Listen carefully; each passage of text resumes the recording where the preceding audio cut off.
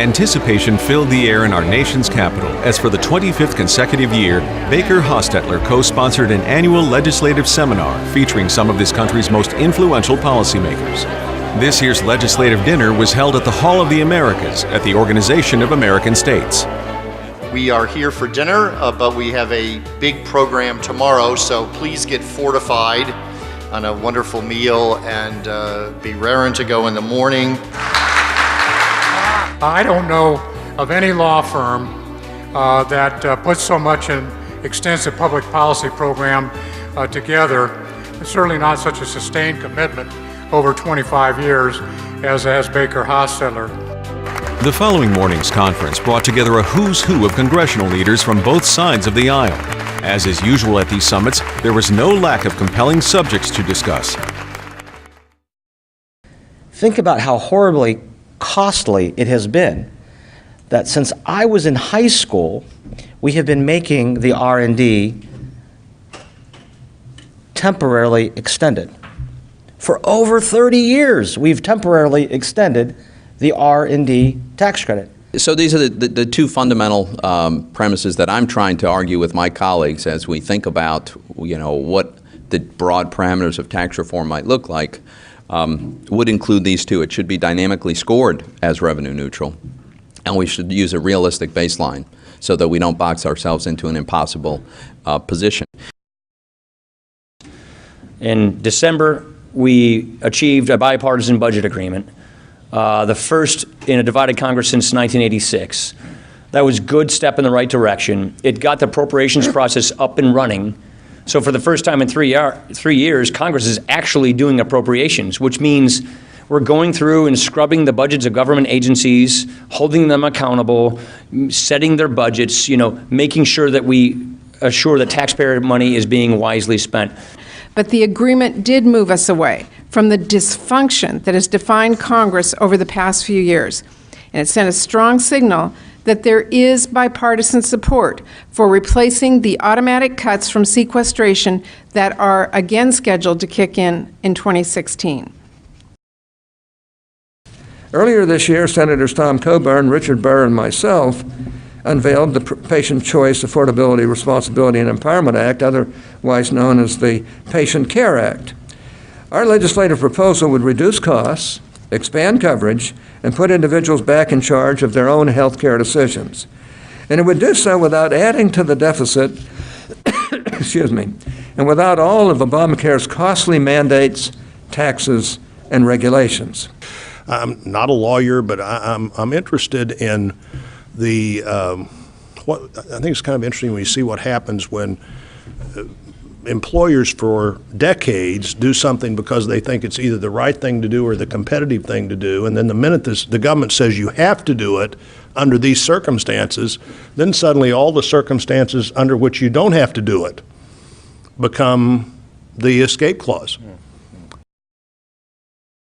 The federal role in research and development and R&D is fairly fundamental.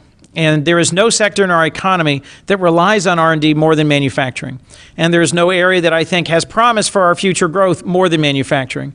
And there's no area that has taken a greater hit in the last decade than manufacturing in the United States. Asia is a very dangerous place to lose your intellectual property and lose it fast if somebody wants to knock it off, reproduce it at a cheaper rate, and sell it around the world. We've got to make sure that American investment, American ingenuity, and American intellectual property is protected, and I'm working very hard to do that. But let's be sure that we do indeed move forward at least on this one issue, which is energy efficiency, which allows us to have an all-of-the-above energy strategy. Producing more, yes, particularly oil and gas right now in my home state of Ohio, where we've got a great opportunity, but also nuclear, also renewables, also coal. But let's also use less. The least expensive energy we have, after all, is energy that we don't use. That's the low-hanging fruit. And we as a country ought to have that as part of our strategy. And so we are in a fight here for people who want to say hell no to fossil fuels and people who want to say hell no to any kind of renewable or kind of advanced biofuels, any kind of greener energy, whether it's solar or wind. And somewhere in the middle, there has to be an answer to try and continue this energy renaissance. The perception out there is that the tech companies are giving everything to the government, and that's simply not the case. It's a very, very, very small fraction of the transactions that are requested or required to be provided to the government. That's something that I'm going to be pushing for also in the bills as they go forward. We have a major piece of legislation that we're going to mark up in the committee this afternoon, dealing with something that's been going on for about a year now, since the revelations by Edward Snowden and the discomfort that many have had with regard to metadata collection and other issues regarding surveillance. My biggest concern is the highway bill, highway trust fund. If we don't do anything for the highway trust fund, by the end of August, it will be empty.